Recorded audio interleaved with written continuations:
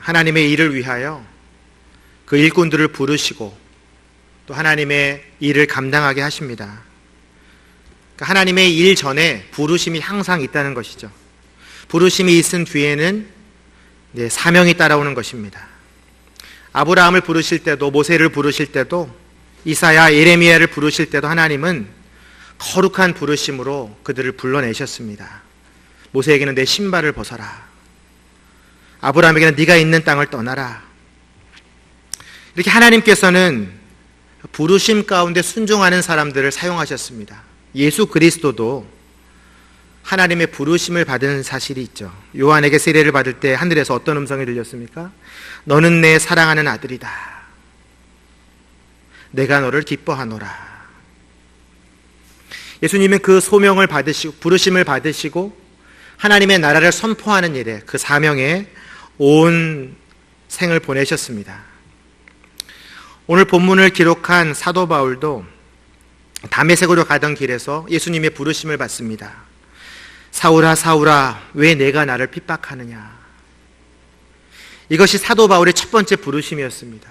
그리고 그는 이방인을 위한 전도자로 하나님의 사명을 받게 됩니다.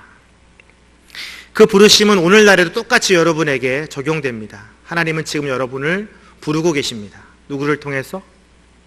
성령님께서 이 말씀을 저에게 주시고 또 여러분에게 선포하게 하심으로 여러분 가운데 하나님의 부르심이 이 말씀 가운데 들어있는 것입니다. 저도 마찬가지로 하나님의 부르심을 받고 하나님의 자녀가 되었습니다. 중학교 2학년 때 보통 이제 사춘기이기 때문에 교회 수련회를 잘 안 가는데 저는 어쩔 수 없이 우리 어머니 아버지의 강요로 인해서 겨울 수련회를 가게 됩니다. 유난히 추웠던 그 겨울 수련회에서 저는 그 마지막 날 집회 때 저도 모르게 통성 기도에 참여하게 됐습니다. 그리고 제 몸이 막 뜨거워지는 것을 경험했어요. 기도를 막 하고 있는데 제가 사실 교회를 굉장히 오래 다녔거든요. 그 전부터 모태신앙이었기 때문에 십몇 년 다닌 거죠. 예. 그런데 제가 한 번도 경험해보지 못한 하나님의 부르심, 성령의 충만함, 몸이 막 뜨거워지고 나도 모르게 계속 내 죄가 막 고백되어지는 거예요. 그래서 내 얼굴에서 낼 수 있는 모든 액체가, 모든 물이 다 나왔어요. 눈물, 콧물, 침도 나오고 바닥이 막 마룻바닥이었는데 흥건해질 정도로 한 3시간 정도 기도했던 것 같은데 그게 하나님이 저에 대한 첫 번째 부르심이에요. 아주 차가운 마룻바닥에 아직도 생생해요. 그리고 하나님이 저를 이렇게 딱 안아주시는 것 같았어요. 하나도 안 추웠어요. 그리고 제 뒤에서는 어느 선생님께서 저를 계속 중부하고 계셨어요. 우리 신익이가 성령을 받게 해달라고 막 어쩌고저쩌고 막 하세요. 그러니까 성령님께서 제가 하나님을 만날 수 있는 조건을 다 만들어주신 거예요. 그때, 그 순간에, 그 장소에서. 근데 그 뜨거운 부르심이 오늘날 제가 목사가 될 수 있도록 부르시는 것까지 이어졌어요. 하나님의 부르심은 계속해서 저를 불러냈어요. 제가 숭실대학 전자공학과를 갔는데요. 하나님은 저를 전자공학도로 부르셨어요. 대학교 1학년. 그리고 그 동아리를 들어갔는데 합창단에 제가 들어갔거든요. 합창단 총무로 저를 또 부르셨어요. 그리고 저는 대학교 1학년 때부터 한 여자를 사랑했거든요. 한 9년 동안 짝사랑했는데 한 여인의 남자로 저를 또 부르셨어요. 그리고 결혼하고 17년이 지났는데 2 아이의 아빠로 저를 부르셨습니다.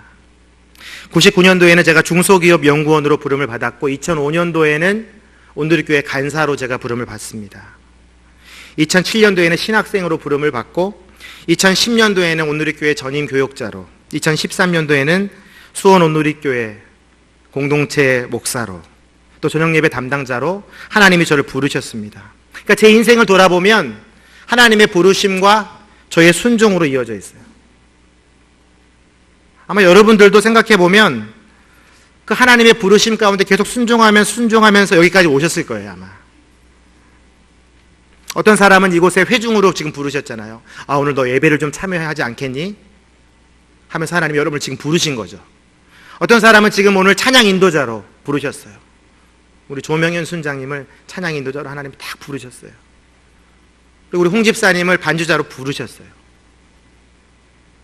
부르심 없이 이 자리에 나온 사람은 아무도 없다는 것입니다. 하나님은 반드시 부르시고 사용하세요. 여러분들이 지금 어느 부르심 가운데 있습니까? 다 자기의 직업이 있죠. 여러분 학생이거나 주부이거나 회사원이거나 하나님이 여러분을 부르셨어요. 그 직업이라는 단어가 독일어로는 베르프라고 해요. 베르프. 근데 이건 어디서 왔냐면 베르펜이라는 부르다라는 동사에서 왔어요. 그리고 직무를 주다. 그런 의미가 있는 동사에서 이 직업이란 단어가 생겨진 거예요. 실제로 루터 성경에 보면은 루터는 이 디모데후서 1장 9절에 거룩한 부르심에 이 부르심이라는 단어를 베르펜이라는 동사를 썼어요.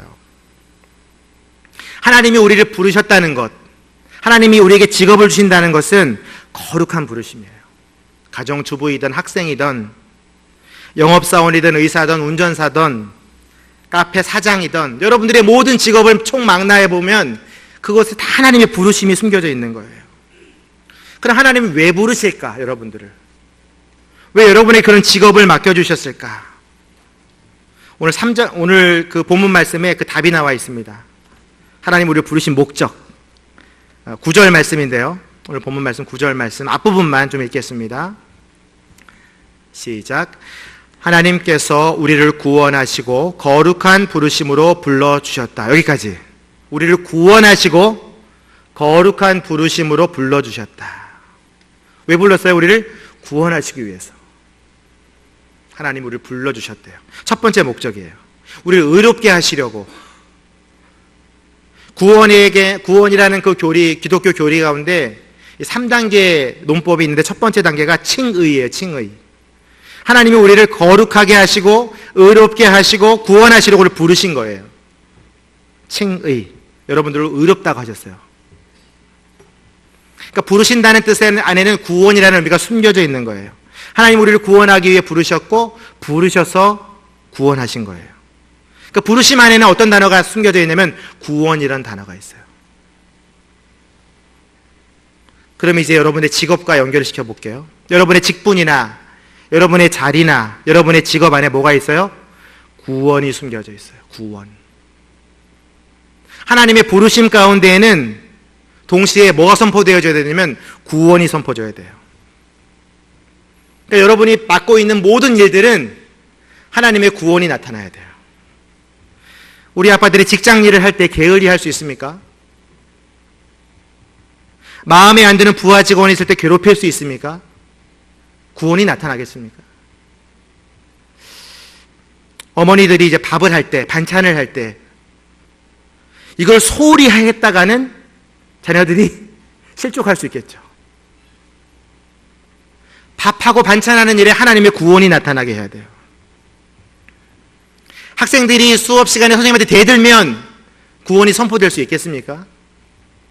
하나님께 순종하듯이 선생님의 말씀에 순종해야 복음을 전할 수 있는 기회가 주어지는 거죠. 왜 세상이 이렇게 어지럽고 탁해졌을까? 이유는 딱 한 가지예요. 하나님께서 우리에게 거룩한 부르심으로 직업을 주셨는데 그 거룩한 부르심을 외면했기 때문에 그래요. 검사가 뇌물을 받잖아요. 법을 지켜야 되는데 그럼 법이 혼란스러워지는 거예요. 청소년들을 보호해야 할 경찰관이 성추행을 한다. 그럼 믿을 수 없는 거예요. 경찰관을 이제. 생명을 구해야 될 의사가 환자를 속인다. 의료사고를 낳고 어렵게 만든다. 환자들을. 그 사회는 혼란한 사회, 공허한 사회가 되는 거예요. 그래서 바울은 오늘 하나님의 부르심을 거룩한 부르심으로 표현합니다. 하나님 우리를 부르실 때 우리에게 직업을 주시고 우리에게 일을 주실 때에는 반드시 그 일 가운데 거룩함이 나타나야 돼요. 거룩함은 어떤 뜻입니까? 구별되다라는 뜻이에요. 헬라어로는 하기오스. 세상의 관점으로 세상을 바라보지만 우리는 어떤 관점으로 봐야 돼요? 하나님의 관점으로 직업을 바라봐야 돼요. 내 일을 바라봐야 돼요. 내 부르심을 바라봐야 돼요. 하나님께서 우리에게 나는 거룩하니 너희도 거룩하라 라고 말씀하셨습니다. 그러니까 우리의 직장의 일이, 가정의 일이, 학교의 일이 거룩해야 돼요. 근데 중요한 것은 그 거룩한 부르심이 언제 시작됐냐가 중요해요. 언제 하나님께서 나를 부르시기로 결정하셨나? 언제 이 직업을, 이 가정의 일을, 언제 이 나의 학교의 일을 하나님께서 계획하셨나? 9절 말씀에 또 답이 있는데요. 오늘 본문 말씀 9절 뒷부분인데요. 그것은 우리의 행위에 따른, 여기서부터 읽겠습니다. 시작. 그것은 우리의 행위에 따른 것이 아니라 오직 하나님의 계획과 은혜에 따른 것이다. 이 은혜는 영원 전에 이미 그리스도 예수 안에서 우리에게 주신 것인데. 아멘. 하나님이 우리를 언제 부르셨어요? 영원 전에. 영원 전에. 영원은 어떤 시간이에요? 태초 이전에. 이 세상이 창조되기도 전에 하나님의 계획 가운데 우리는 이 거룩한 부르심을 받도록 되어 있던 거예요. 우리가 태어나기도 전에, 세상이 창조되기도 전에 하나님 우리에게 구원을 주시기로 약속하셨어요. 계획하시고 실행하셨어요. 여러분, 우리가 선물을 받을 때 그 선물이 얼마나 오랫동안 준비됐는가에 따라서 그 선물의 가치가 결정이 되잖아요. 어떤 사람이 누구에게 선물을 하려고 아주 멋있는 작품을, 그림을 그렸단 말이에요. 한 2-3달을 걸려서 열심히 그림을 그려서 최선을 다해서 그려서 선물을 딱 했어요. 그럼 물어보죠. 이거 그리는데 얼마 들었니? 그건 이제 시간을 얘기하는 거예요. 내가 3개월 동안 이 그림만 붙잡고 선물하는 거야. 감동이 막 밀려오는 거죠. 이 사람이 3개월 동안 나를 생각했다는 거 아니에요. 저는 첫 아이를 낳을 때 엄청난 기도와 준비를 했습니다. 왜냐하면 제가 결혼할 때 제 부모님들이 결혼을 반대하셨어요. 제 아내가 소아마비이기 때문에 엄청나게 반대를 하셨어요.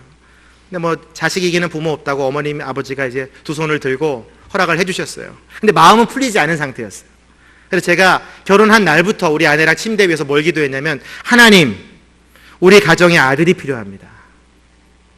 아들만 주시면 부모님 마음이 풀리고 우리는 자녀들로서 그 부모님의 그 화를 좀 풀어줄 수 있겠습니다.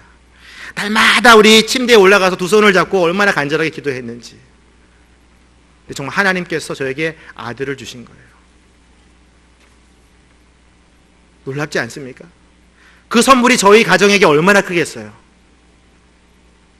그 10개월 동안 막 열심히 기도하고 준비하고 하나님의 선물을 막 진짜 때를 쓰고, 뭐 딸도 좋지만 우리 나라가 원래 그렇잖아요. 이제 아들을 낳아야 대가 이어진다고 하고 기뻐하시잖아요. 하나님께서 그 10개월간의 기도에 응답하시면서 저희 가정에게 놀라운 선물을 해주신 거예요. 그게 너무나 저는 지금도 감사해요. 근데 하나님께서 여러분을 구원하시기로 한 이 구원의 선물은 창조되기 전에, 수천 년 전에 하나님께서 준비하셨다가 여러분을 구원하신 거예요. 그러니까 하나님이 이 세상에 여러분들을 태어나게 하시면서 여러분이 첫 울음을 터뜨렸을 때 하나님이 얼마나 기뻐하셨겠어요. 그리고 여러분들이 언젠가 예수님을 믿었던 그 첫 번째 그 장소 있잖아요.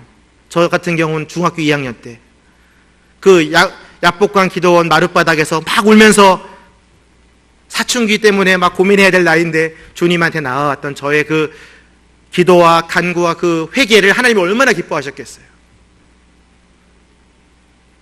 그게 하나님의 마음이에요. 오랫동안 준비해서 계획해서 우리에게 구원을 선물로 허락해 주신 거예요. 이것을 기독교 용어로는 칼빈의 5대 교리에 저항할 수 없는 은혜라고 있어요. 이 irresistible grace. 우리가 감당할 수 없어요. 우리가 그걸 막을 수 없어요. 하나님 우리를 구원하시기로 한 결정은 하나님의 주권이에요. 저항할 수 없어요. 그래서 중학교 2학년 학생이 그 무릎을 꿇고 콧물이 들어도 기도하게 되는 거예요. 구원받은 것은 우리의 행위에 의한 것도 아니고 우리의 공로에 의한 것도 아니고 전적으로 하나님의 100% 의지고 하나님의 계획이에요. 이게 하나님의 부르심이에요. 이게 굉장히 중요한 핵심이에요. 제가 한 게 아무것도 없어요. 하나님 우리를 부르셨다는 거, 100% 의지로 수천 년 전에 계획하셔서, 창조 이전에 계획하셔서 우리를 부르셨다는 거, 그리고 이 자리에 나와서 예배할 수 있도록 부르셨다는 거, 이게 거룩한 부르심의 첫 번째 본질이에요. 또 한 가지 중요한 사실은 이 일을 도우신 분이 있어요. 10절 말씀인데요. 함께 읽겠습니다. 10절 시작. 이제는 우리 구주 그리스도 예수의 나타나심으로 인해 드러나게 되었다. 예수께서는 죽음을 패하시고 복음으로써 생명과 썩지 않을 것을 밝히 드러내셨다. 그 위대한 거룩한 부르심, 구원의 선물이 어떻게 우리에게 주어졌냐면 예수 그리스도의 나타나심으로. 하나님께서 인간이 되셔서 이 땅에 나타나심으로 우리는 그 은혜로 썩어져야만 하는 육체였지만 썩지 않을 것으로 변화되었다고 되어 있어요. 영원한 생명을 누리게 되었다고 되어 있어요. 이것이 두 번째 목적이에요. 하나님께서 우리를 부르신 목적, 우리를 썩지 않을 것으로 변화되게 하신다. 다시 말해서 우리를 거룩하게 만드신다. 이게 구원의 2단계예요. 성화. 조금씩 내가 예수 그리스도를 닮아가게 되는 것. 빛과 소금의 역할을 감당하게 되는 것. 우리가 가는 곳마다 어두운 곳에 빛이 비치는 거예요. 쫙 비치고. 우리가 가는 곳마다 썩어지는 것이, 부패된 것이 생명을 얻게 되는 거예요.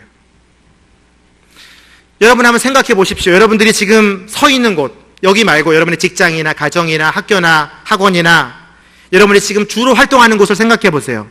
여러분 때문에 혹시 여러분이 그 자리를 지킴으로 인해서 누군가가 생명을 얻는 일이 있습니까? 여러분 때문에. 여러분에게 흘러온 하나님의 거룩한 부르심 때문에 여러분의 말과 행동을 통하여 하나님의 구원이 선포됨으로 인하여 누군가가 살아나는 일이 있습니까? 그것은 하나님의 부르심대로 사는 거예요. 오늘 말씀이 하잖아요. 예수님이 나타나심으로 우리가 죽음에서 패하게 되고 생명과 썩지 않을 것으로 밝히 드러나게 되었다. 만약에 우리가 그렇게 하나님의 부르심대로 살지 못한다면 우리는 하나님의 그 부르심 가운데 100% 순종하지 못하는 것이죠. 제가 이제 예전에 이런 식구가 하나 있었는데요. 초등학교 2학년 학생이 지은 시입니다. 시의 제목은 아빠는 왜 있는 거지예요. 아빠는 왜 있는 거지. 아시는 분도 있겠지만. 시를 시작하겠습니다. 난 엄마가 있어서 참 좋다. 나를 예뻐해줘서. 냉장고가 있어서 참 좋다. 나에게 먹을 것을 줘서.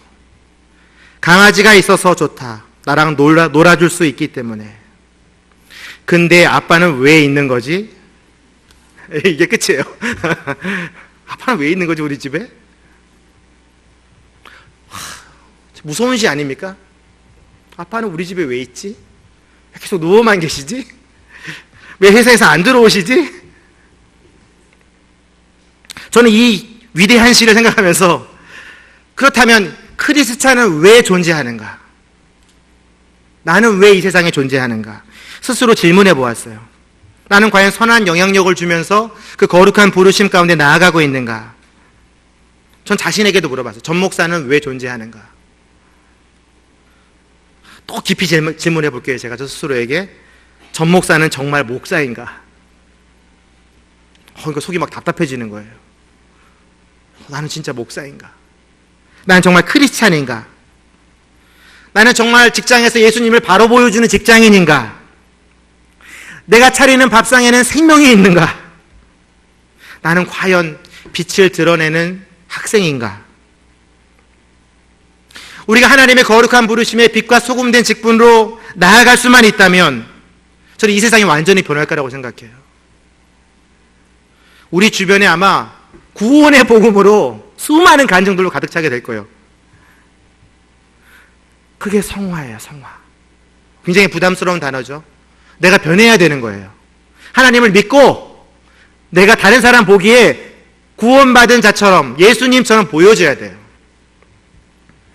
이 성화라는 말이 굉장히 부담이 돼요. 그래서 이 기독교 용어에는 이거보다 조금 이제 낮춰진 단어가 있는데 그것은 바로 점진적 거룩이에요. 점진적 거룩. 오늘보다 내일 조금 더 거룩해지면 돼요. 오늘 제가 큐티를 못했다면 내일 하면 돼요. 오늘 내가 기도를 한 2분 했다고 그러면 내일 3분 하면 돼요.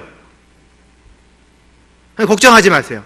점진전 거룩이라는 단을 하나님으로 얘기해 주셔서 야, 천천히 변화돼도 된다. 하지만 변화되어야 한다. 사실 저는 예수님을 믿기 전에 굉장히 못된 아이였어요. 지금은 막 모범생처럼 보이지만 제가 중학교 2학년 때 저는 정점을 찍은 아이예요. 어느 정도였냐면 그 당시에 이제 전자오락이 굉장히 유행했어요. 지금은 인터넷 게임이 유행했지만 저는 전자오락 할 때 돈을 내고 한 적이 별로 없었어요. 중학교 2학년 때는. 그때는 이제 테니스 줄을 있잖아요. 거기 동전 투입구에 넣으면은 이게 하나씩 올라가요. 돈 안 내고 하는 친구들이 있었어요. 제 친구들 중에. 근데 저는 그걸 아무 양심의 가책 없이 그거를 했던 사람이에요. 사회적으로 문제였죠, 제가. 그래서 저는 말을 할 때마다 제 입에서 욕이 나왔어요. 욕으로 시작해서 욕으로 끝났어요. 근데 제가 야복강 기도원에서 성령을 받고 변화된 그 순간에 놀라운 일이 일어났어요. 이제는 전자오락실에 가는 발걸음 자체가 이상한 거예요. 불편한 거예요. 말을 할 때 욕이 딱 나오다가도 딱 멈춰지는 거예요. 굉장히 신기한 경험을 했어요. 제 말과 행동에 계속해서 어떤 장치가 막 작동되는 거예요. 저도 모르게. 그게 뭐예요? 점진적 거룩의 시작이에요. 조금씩 제가 하나님이 기뻐하시는 삶으로 움직이고 있었어요. 그렇다고 제가 오락실 안 간 건 아니에요. 조금씩 가다가 불편해지니까 안 가게 된 거고. 욕을 안 한 것도 아니에요, 당장. 욕을 하다가 줄이게 된 거예요. 점진적 거룩. 하나님께서 우리를 부르실 때에 뭐 한 번에 딱 변하는 것도 있지만 대부분은 조금씩 변해가요. 어떤 분은 성령을 체험하고 술이나 담배가 한 번에 딱 끊어지는 경험이 있잖아요. 그분 대단한 사람이에요. 하지만 조금씩 줄여가는 그런 사람들, 점진적으로 나아지는 사람들, 저는 그 사람들도 하나님의 거룩한 부르심 가운데 순종하는 사람이라고 생각합니다. 근데 사탄도 똑같이 동시에 우리를 불러요. 야, 너 담배 더 펴야 돼. 너 오락 더 해야 돼. 너 욕 더 해야 돼. 사탄이 우리를 막 불러내요. 다시. 여러분, 하나님만 우리를 부르는 게 아니에요. 사탄도 우리를 계속 불러내요. 야, 지금 이제 설교가 끝날 시간이 아직 끝날려 멀었거든? 빨리 나와라. 빨리 집으로 가자. 우리 마음 가운데 계속해서 두 가지 마음이 우리를 불러내고 있어요. 그걸 뭐라고 그래요? 영적 전쟁이라고 그래요. 영적 전쟁. 마음속에 전쟁터가 열린 거예요. 하나님의 음성과 사탄의 음성이 계속해서 우리를 불러내고 있어요. 이 영적 전쟁 때문에 하나님께서 우리를 부르신 거예요. 어떻게 하시려고? 우리를 승리케 하시려고. 요한계시록 17장 14절, 이것이 우리를 거룩하게 부르신 이유입니다. 함께 읽겠습니다. 요한계시록 17장 14절. 그들은 어린 양을 대적해 싸울 것이나 어린 양이 그들을 이길 것이다. 이는 그가 만유의 주시며 만왕의 왕이시기 때문이다. 또 그와 함께 있는 사람들, 곧 부르심과 택하심을 받은 충성된 사람들도 이길 것이다. 여러분들은 어떻게 될 것이다? 이길 것이다. 그 거룩한 부르심을 끝까지 진행할 수 있도록 사탄의 그 유혹과 전략과 모든 꾀임에 대해서 우리가 이길 것이다. 그래서 우리를 불러내신 거예요. 이미 승리가 보장된 부르심이죠. 로마서 8장에서는 이것을 어떻게 이야기하냐면 하나님께서 미리 정하신 사람들을 부르시고 의롭게 하시고 영화롭게 하시고 넉넉히 이긴다고 말하고 있어요. 넉넉히. 그냥 이기는 게 아니에요. 완전히 KO패. 그냥 뭐 판정승이 아니라니까요. 넉넉히 이기는 거예요. 어떠한 죽음이나 생명이나 천사나 악마들도, 여기 악마들이 나오잖아요. 사탄의 유혹이에요. 현재 일이나 장래 일이나 어떤 능력도 높음이나 기쁨이나 어떤 피조물도 우리를 그리스도 안에 하나님의 사랑에서 끊을 수 없느니라. 다시 말해서 뭐예요? 성화되어가고 점진적으로 하나님 앞에 나아가고 닮아가는 일들에 대해서 성취할 것이라는 거죠.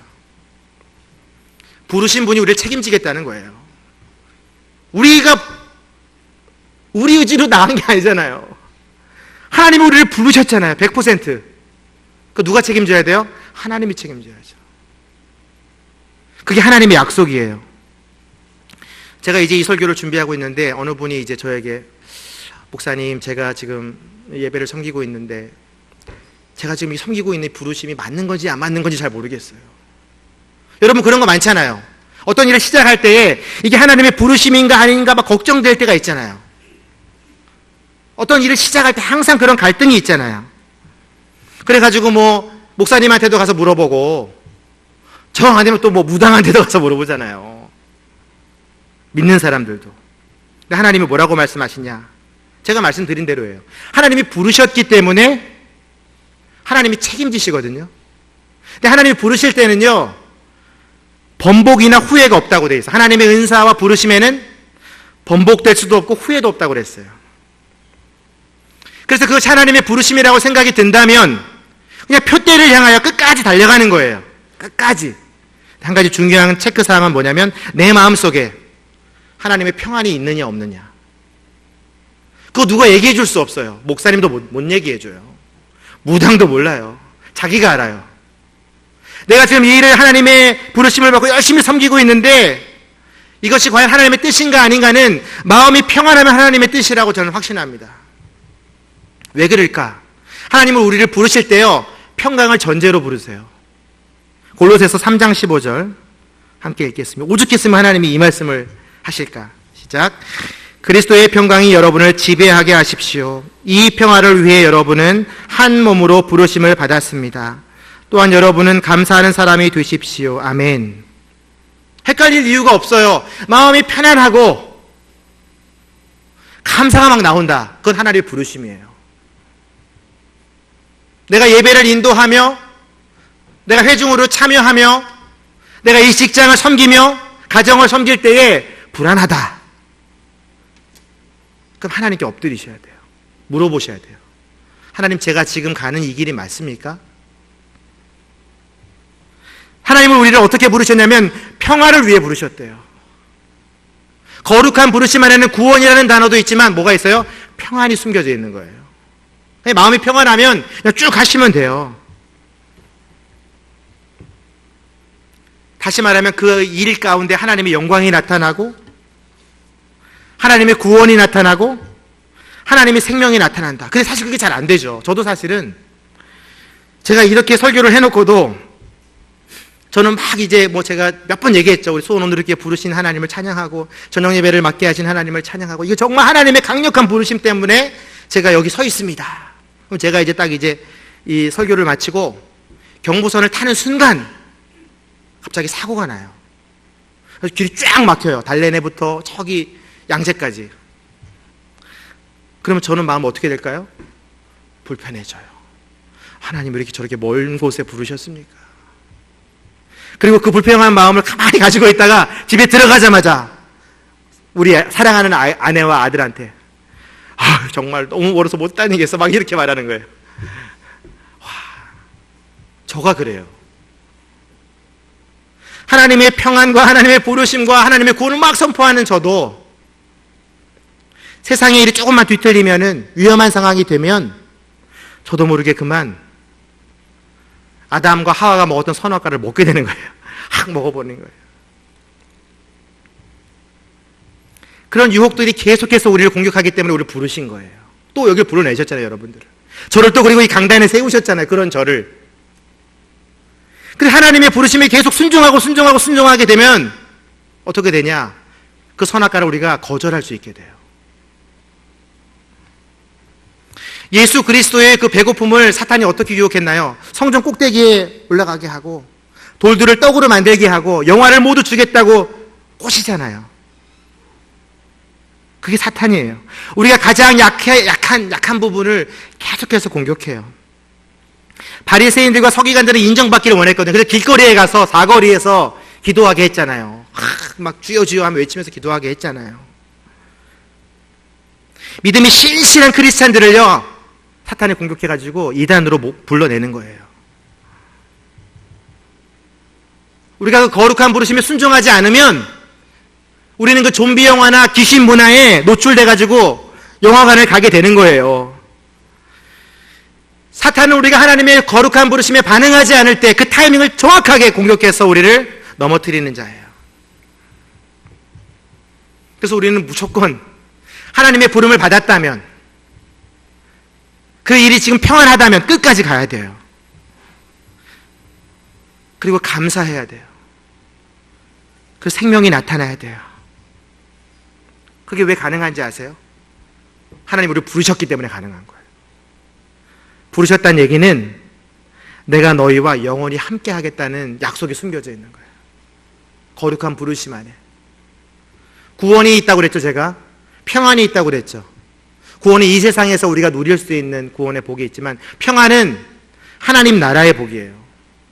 다시 말해서 하나님은 하나님 나라에서 내가 너와 함께 있는 것처럼 너와 함께 하겠다.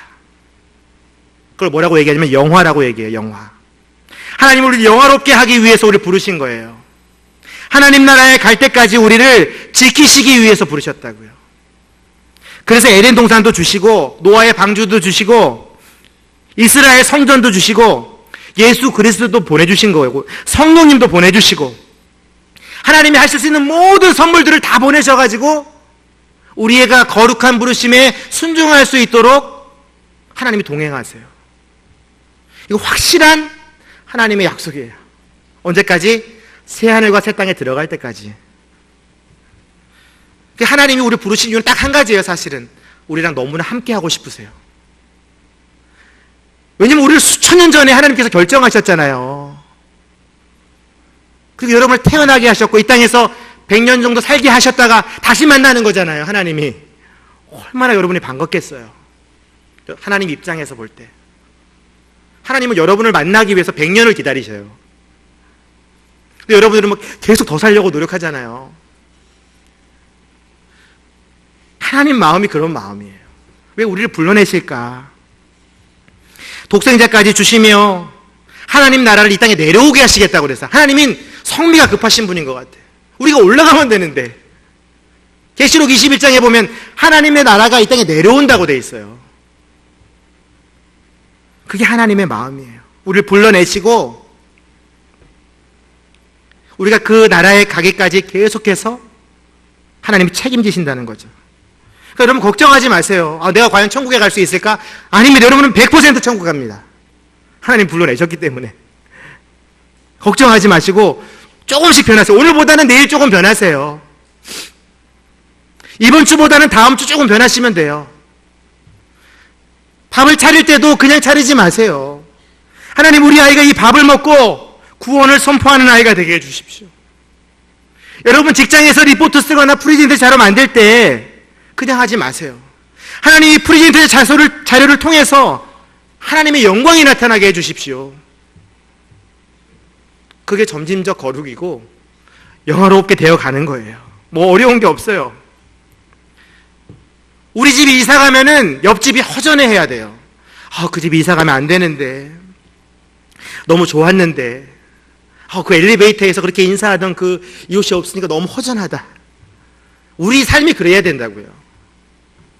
우리 교회가 다른 곳으로 이사 가면 이 동네 사람들이 다 울어야 돼요. 그게 거룩한 부르신 목적이에요. 하나님이 우리를. 크리스찬이라고 하면 영향력이 있어야 돼요. 그거 살아내야 돼요. 그리고 하나님이 살게 하세요. 지금 여러분 결단하십시오. 자, 눈을 감고 저를 따라서 고백해 보십시오.